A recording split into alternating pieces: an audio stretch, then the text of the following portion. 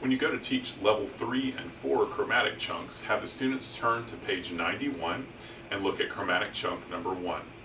These chromatic chunks take the most daunting scale that I'm aware of, the full range chromatic scale, and then we break it into smaller chunks. Like I've said before, a good friend of mine used to call it the chromatic scale. So most chromatic chunks are comprised of 8 different pitches. So instead of, a lot of people will teach chromatic scales by the octave, and I feel personally that that's too much information, especially for a kid that maybe, they maybe only know the B flat scale, and then to come up with all the extra 5 notes that would be between B flat and B flat. That's a lot of new information to jam into one new exercise. So they only have 8 different pitches, and so there will be less new pitches.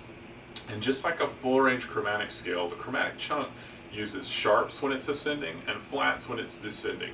This notation can be very confusing for young players who tend to struggle with inharmonic notations, like seeing an F sharp and a G flat and saying those are the same thing. A lot of times that will really blow their mind. But just tell the students to look up each pitch in the fingering chart that they're not sure about, and make sure that the fingering that they found, like the G flat, okay, I don't know what that is. Let me go find it in my finger chart. Let me touch it, okay.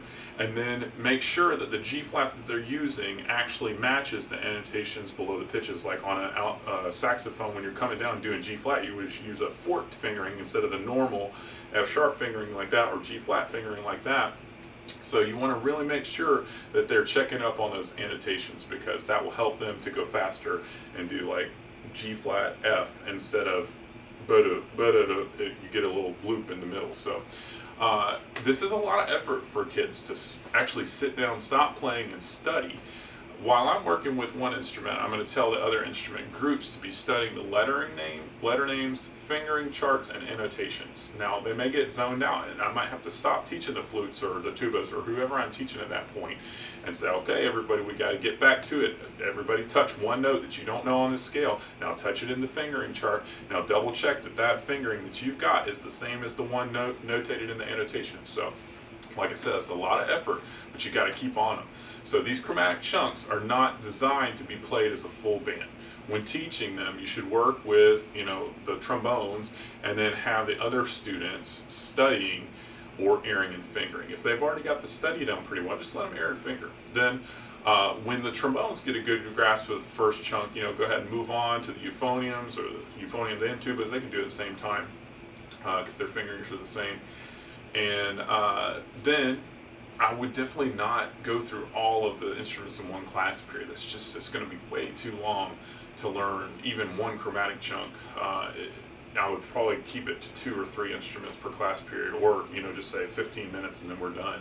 To sum up any chromatic chunk study time, you want to just let them all play at once. Like turn the metronome on and just let them go.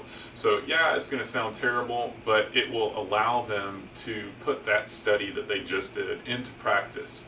And my students play either a chromatic chunk or a chromatic scale every day from 7th grade on. So it's really helpful, and some of the 6th graders do it too. So they play these chunks slowly at 66 beats per minute. And then if the 8th notes are too fast for them, they can slow down to quarter notes or half notes or whatever they got to do. And then just make sure they're obeying the annotations, because that's really going to help their speed and facility as they get better. If they have to learn it and then go back, and flutes go put in the 1-in-1 fingering, or clarinets have to go back and put in a fork or a double side, then it's going to be really hard. So have them learn the annotations slowly, and then the alternate fingerings that they wouldn't normally use. And then after they get it, then get it 66 beats per minute, and then gradually speed it up to 120 beats per minute. And then just have them play it over and over again until they memorize it.